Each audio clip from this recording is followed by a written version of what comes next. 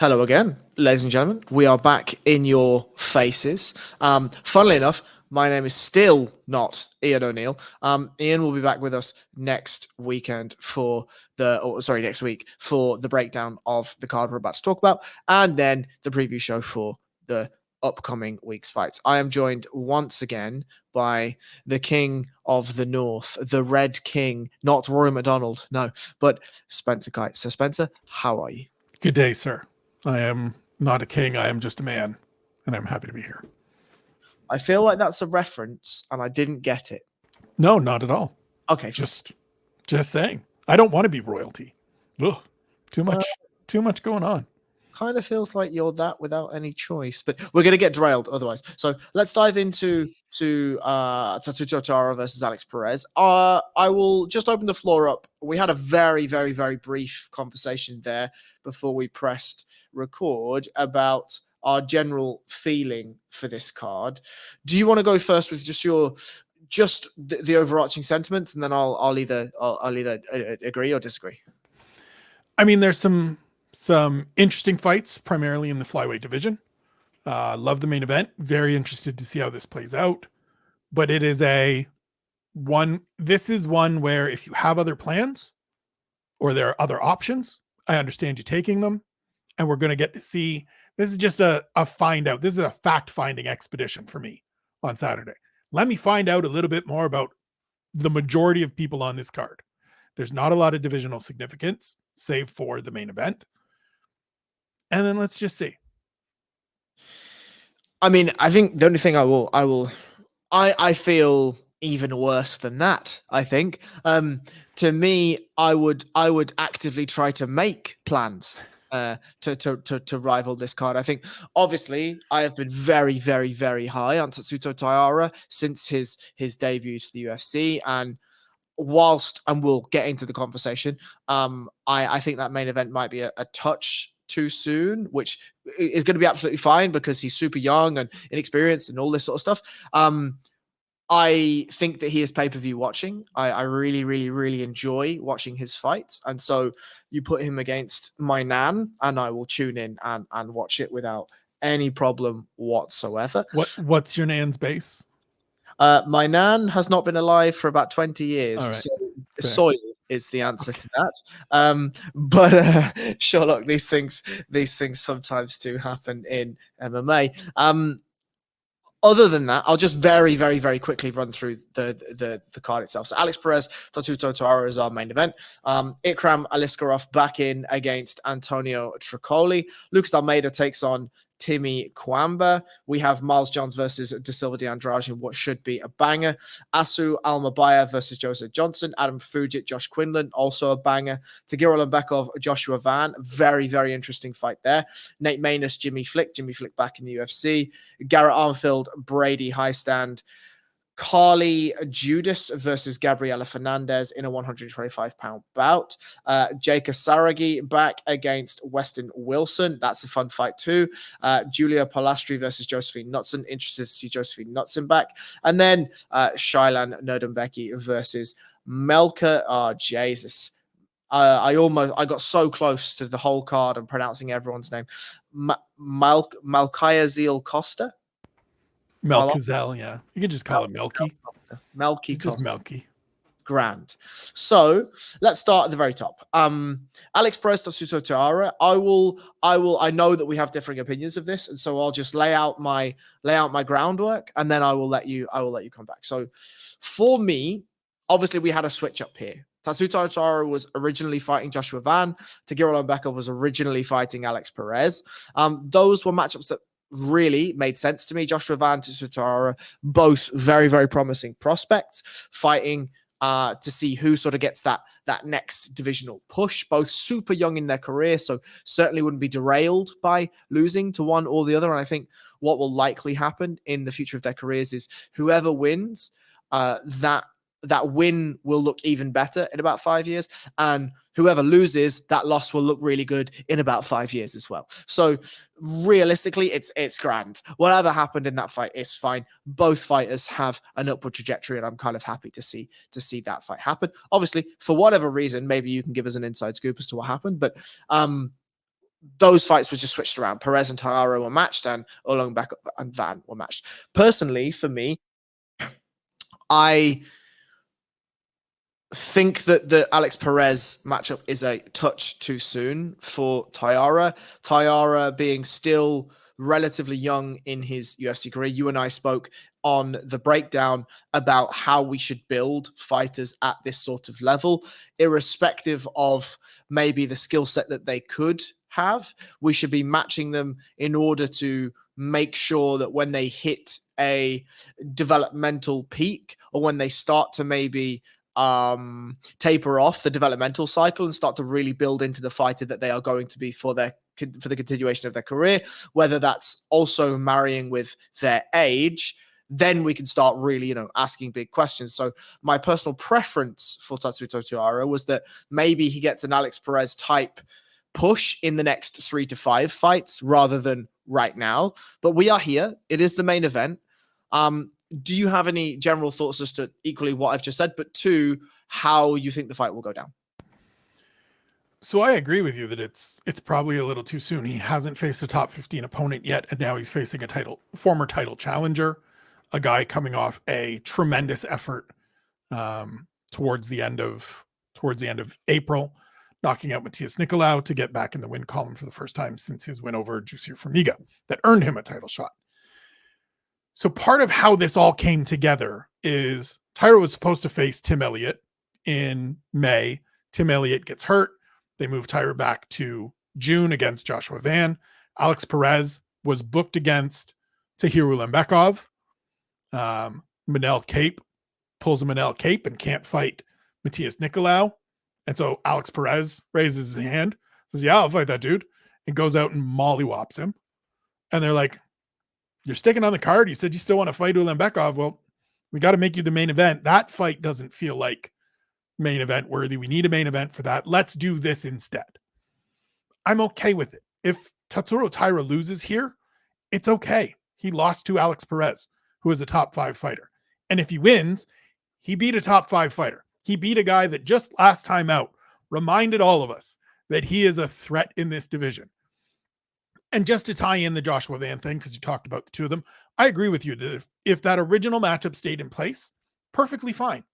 2 prospects on the rise, both having success in the UFC, put them together, see which one goes forward. The loser doesn't lose any ground. Now Joshua Van gets a chance too, where he can go out and maybe beat a ranked fighter. And we could maybe get 2 24-year-olds or 2 25 and unders moving forward after wins over veterans that we know the level that they are, that we know what it takes to beat them. So let's just see. And if they lose, or one of them loses, however these play out, nobody's really losing that much ground. We've seen lots of great prospects go on to have tremendous success after losing these kinds of fights early in their career. So I'm excited for both of those matchups. I like the pairing between Perez and Taira. It is going to be obviously the biggest test of Taira's career. I like Alex Perez hustling back again and saying, I spoke to him last week, look, I'm healthy. I got it. I got to use this time when I'm healthy. Like, why would I not stick on this card and jump right back in there? I've had so many health issues, had so many opponent shifts and changes and problems getting to the octagon. I'm ready to go. Let's go. And so we'll see. So from a technical perspective, I think the main questions I have for Taira are in the striking. Taira starts slowly. That's a big problem against somebody like Alex Perez. If you allow Alex Perez to set a rhythm and a pace, we saw what happens with Matheus Nicolau. You will likely end up staring up at the lights with the referee waving his black gloves in front of you. The grappling, I think Taira, there are interesting questions to ask there. Sometimes he's a little too flashy. Sometimes he's a little too willing to shoot for the submission when maybe that hasn't the positional elements haven't necessarily been locked in just yet. But some absolutely gorgeous passing on Taira, some really, really lovely positional control when he wants to control positionally. He blends damage really, really, really nicely. And so I'm interested to see how the grappling elements stand up, because obviously Alex Perez, forget what happened against Davison Figueiredo. Alex Perez is a good grappler in his own right. And so I'm very interested to see, no doubt we will see some grappling in those those 5 rounds, and I'm really interested to see what that looks like. But primarily, I am just very interested to see how Taira looks, one, in a 5-round fight. I think that's, we must talk about the efficacy of a 5-round fight, but equally in the standing realms. Can he start quickly? Can he match a pace that Alex Perez can set? Can he hold a gas tank for 5 rounds? What is the metering going to look like over 5 rounds? Alex Perez has trained for 5-round fights before, knows what they look like, know what they feel like. This is obviously brand new water. Tatsuro Taira, 24 years of age. This feels like a massive opportunity, and I'm really interested to see, more than anything, how he chooses to rise to this specific occasion. Do you have any technical addendums? No, not from a technical standpoint. For me, it's just the overall, this is your learning moment. This is your big test, your big, let's go see what we've got. Let's just see how far up this ladder you're already at. Alex Perez is one of those really great tests. It's probably a bridge too far right now. Just being honest, it's probably too big of a step up in competition. That's not to say that he can't win. That's not to say that he can't go out there and look really good. He may be that good. We don't know yet. That's why this is important. But if it does go sideways, if he does get a loss, his first of his career, you're going to grow from this. For all of the things you said, you're going to learn so much, win or lose in this fight, that is going to benefit you down the road, that I'm perfectly okay with whatever outcome comes from this, and all of the positives we're going to get on both sides from a fight of this nature. Definitely. So we're going to just breeze over Ikram Aliskerov, who's almost certainly going to absolutely fucking smash Antonio Tricoli. And we're going to just mention very briefly that Lucas Almeida, as we've said, is fighting Timmy Kwamba. We'll circle back around, and Spencer will go through some of his favorite fights off the card. But I just want to stop on Miles Johns versus Douglas Silva de Andrade. Mostly because I think this is going to be a fucking banger. Neither of these fellas are very seldomly in boring fights. Douglas Silva de Andrade is built like a fire hydrant, and I personally like that in a fighter. And I just generally enjoy both of their styles. Do you echo my statements? Do you think there are some auxiliary points? What do you think?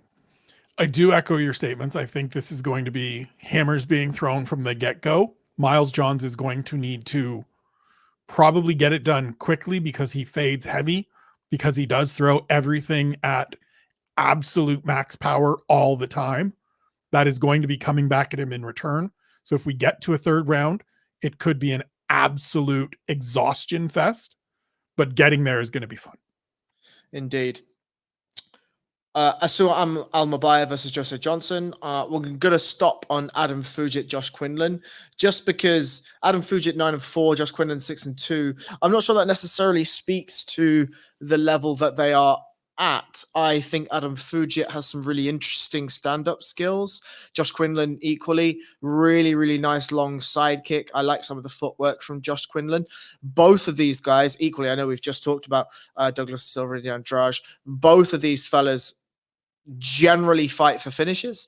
I'm interested in this matchup to see where Adam Fugit lands after this. Not because I think we're talking about, divisional relevance or ranking relevance or anything like that, but just watching Adam Fugit, maybe this is an off read, but I kind of have a soft spot for his physique and his specific type of fighting. And like I said, I'm not expecting him to go and win titles or even challenge for like serious rankings or anything. But I just this feels like a matchup that is favored to somebody like Adam Fugit against somebody like Josh Quinlan. Do you have any thoughts on this specific fight?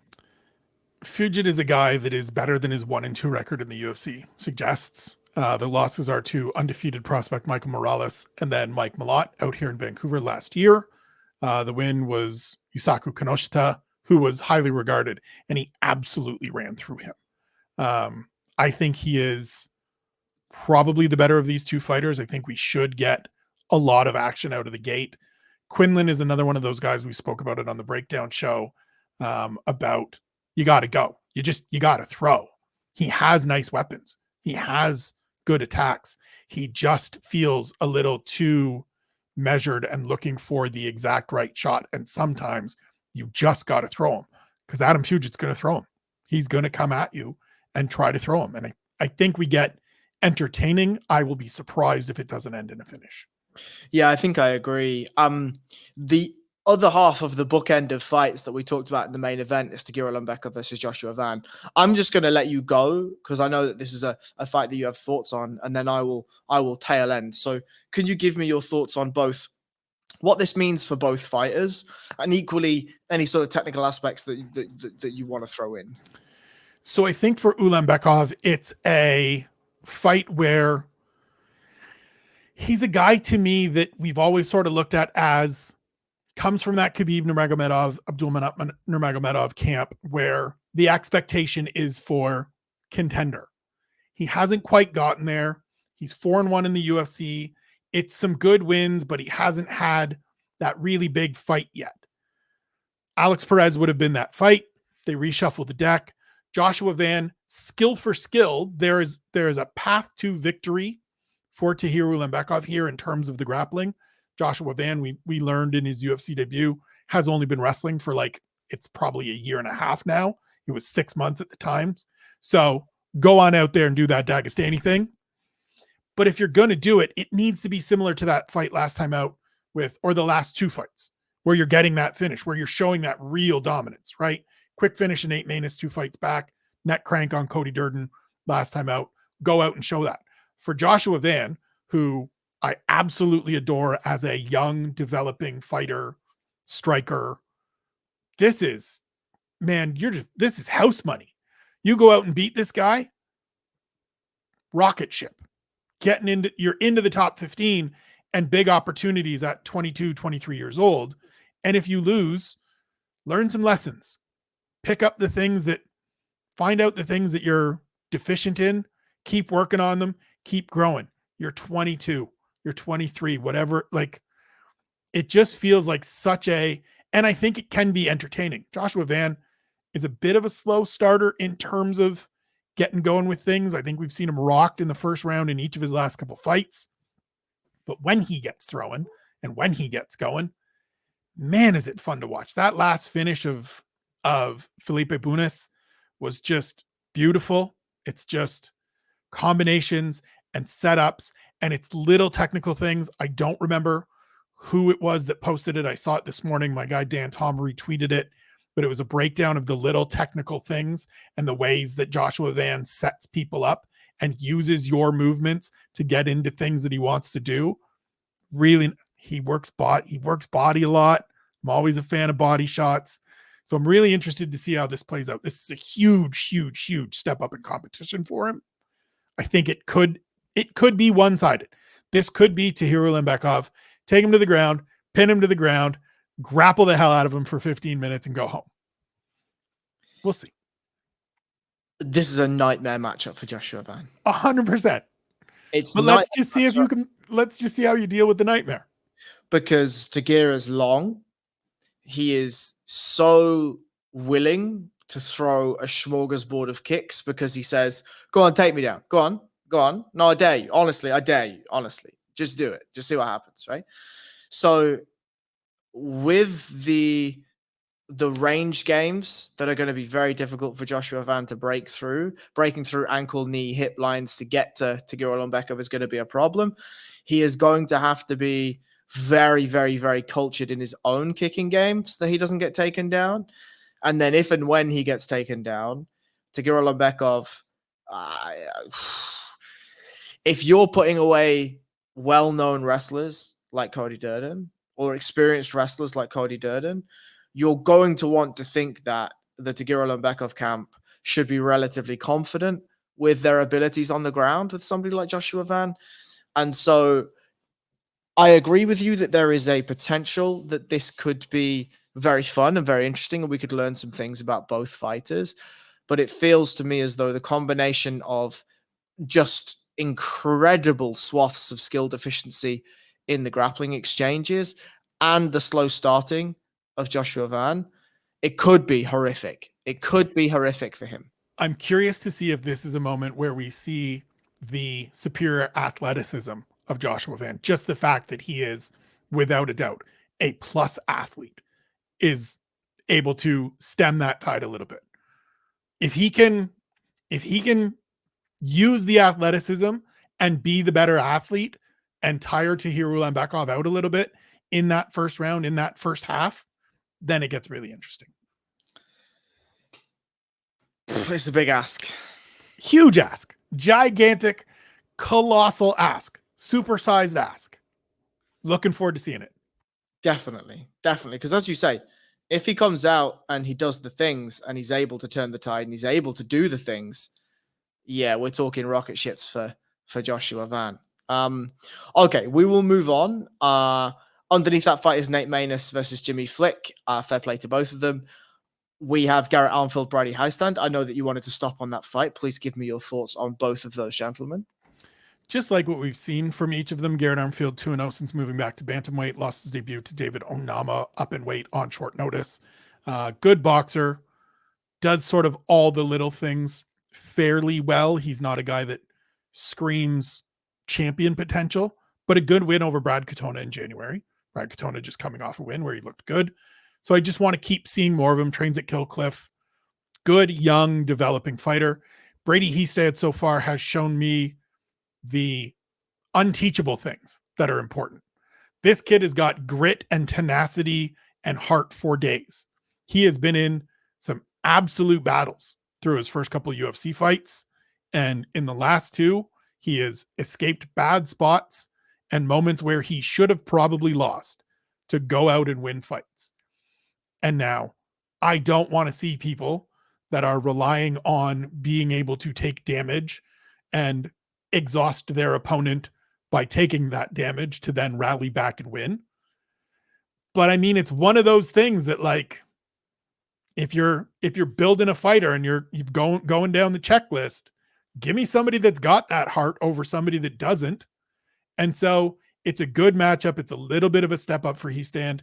It's a good fight in the best division in the sport. Two young dudes on the come up. Looking forward to it. Indeed. And I will stick with you, Sir Spencer. We have a plethora of other fights that sort of litter the undercard and some of the main card that we haven't spoken about. Do you want to highlight sort of 2 or 3 fights that you are excited for, fighters that people need to know about, stories that people need to know about from these fighters, or just anything you fancy highlighting? So, I mean, I'm always looking forward to Ikram Aliskerov fighting. He is somebody that for a very brief moment last year, it looked like he was going to get pushed to the moon. He beat Phil Haas in his debut. And then for about 3 weeks, he was connected to a fight against Paulo Costa, which to me felt like, let's do it. Let's not waste any time. Let's just find out. Former Combat Sambo world champion. Only loss in MMA is to Hamzat Chimaev. Let's just see. That fight didn't happen.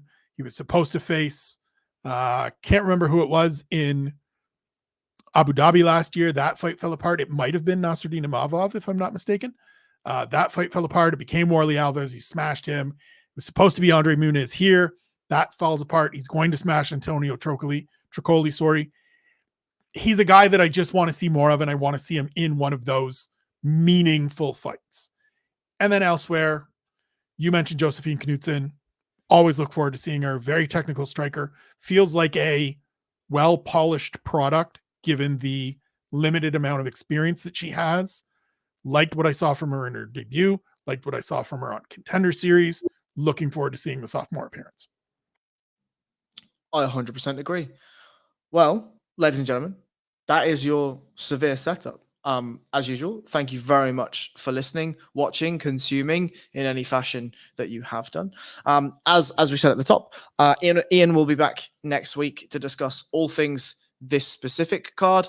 But if you would like some more of the man that's on the other side of my hand, I apologize. If you'd like some more of the man that's just over here, you can find him across the interwebs, but specifically at UFC.com and at Spencer Kite on the Instagram and the Twitter. Spencer, as always, thank you so much for your time, and we will speak to you again soon.